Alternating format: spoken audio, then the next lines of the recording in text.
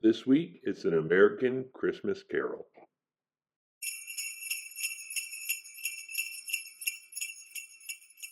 To Mr. Scrooge, the founder of the feast. You will be haunted by three spirits. I think I'd rather not. I'm Christmas present. Ho, ho, ho.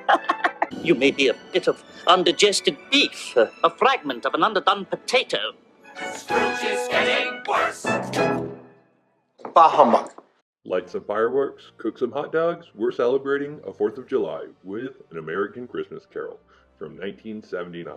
So I have to be honest, when I chose this version, I was thinking it would show off classic Americana, Scrooge set in New York or Everytown, USA, being visited by ghosts who represent the spirit of the country, something ridiculous like that. But this version definitely shows a more rough side of the country's history.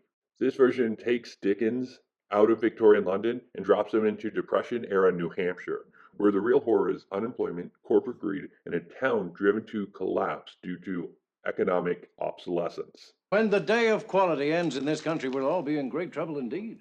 Most people will recognize Henry Winkler playing Benedict Slade, this version's Scrooge, from either Happy Days as the Fonz, the guy from Arrested Development, or, as I know him, the principal from the 1996 horror movie Scream. And here, buried in some very noticeable old age makeup, he is generally portraying an unpleasant Scrooge. The film follows most of the familiar beats of the original Christmas Carol, fairly faithfully. A miser is visited by an old partner who warn him of three ghosts, past, present, and future. The ghosts show him his childhood trauma and heartache, which led to his present-day cruelty, and shows how that cruelty affects people around him, before confronting him with his own downfall and multiple deaths. This version hits every one of those beats. Where it differs is not only the setting and time period, but also the foundation of the story itself. I'll show you what I mean. This film opens with him repossessing the belongings from struggling people all over town. He takes furniture from a farmer, the piano from the orphanage where he grew up, and the entire inventory of a bookstore. That includes a signed first edition of A Christmas Carol, which leads to some interesting commentary that he himself makes about the situation he's in. Did you read that book, Mr. Slade? Did I read that book? Mr. Thatcher, please. This is certainly one way to establish that Scrooge is beyond help. It is further cemented when Bob Cratchit asks him to reopen the quarry that has been shut down for over a year now and try and bring work and prosperity back to the town. For his suggestion, Scrooge fires him instead. Later, Marley arrives. In this version, Marley is less of a sad, chained ghost and more of an old-school Godfather type. Scrooge even pulls a gun on him, very American, before realizing that his former business partner is who he says he is. Throughout the film, the ghosts are all the people Scrooge has harmed earlier that day.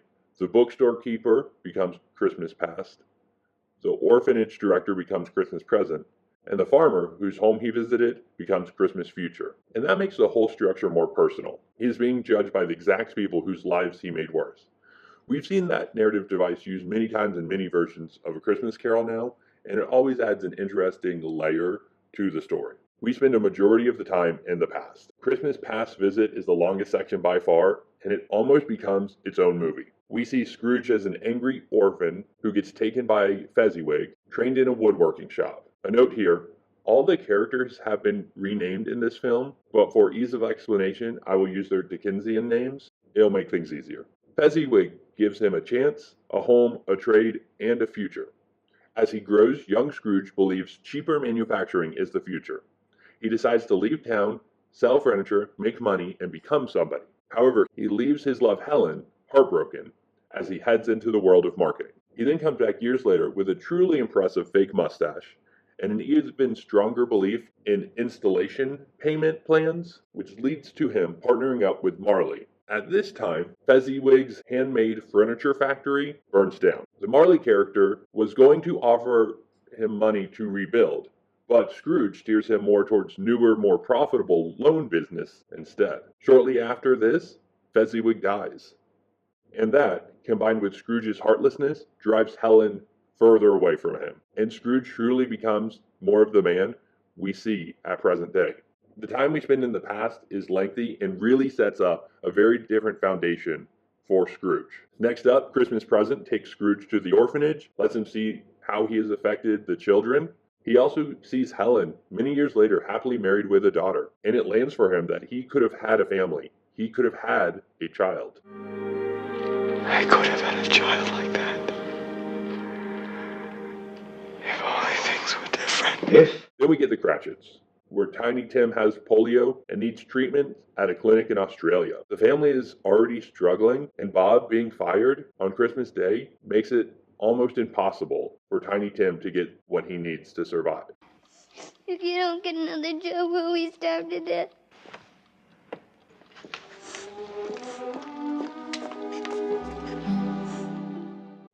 This time period is the most one-to-one translation from the book. We are led into the future with futuristic music, and the future ghost gives Scrooge a full humility tour. We see his belongings being auctioned off for almost nothing. The townspeople who buy it are burning most of it, including his portrait. He is then taken to the grave of Tiny Tim, and he finds his own grave overgrown and completely neglected. The film makes him confront the fact that his life is built around taking from people and leaving no one interested in remembering him.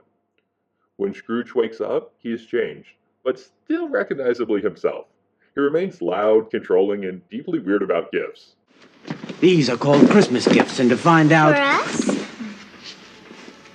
Is it all right if I finish first? Thank you. He pays for Tiny Tim's journey to Australia.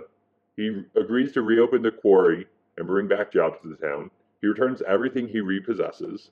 He has the Dickens book repaired and restored and returns it to the shop owner. We end with a somewhat full circle moment when he meets Harry, a difficult orphan who keeps getting thrown out of foster homes. Scrooge recognizes himself in the boy and basically tells the child he can come willingly or that Scrooge Pull you out of here, kicking and screaming, which will not make a good impression on your friends. He then offers him an apprenticeship. It's meant to be generous and wholehearted, but the delivery of the scene is in the most terrifying way possible.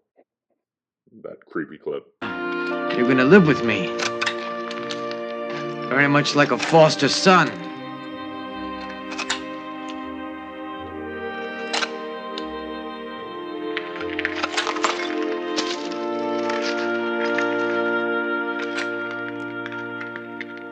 It is simply a redemption arc delivered by Harry Winkler, playing an old businessman who does not understand how people work. And it's an interesting and refreshing way to show how Scrooge's transformation is beginning, but not complete. And that's what makes An American Christmas Carol interesting.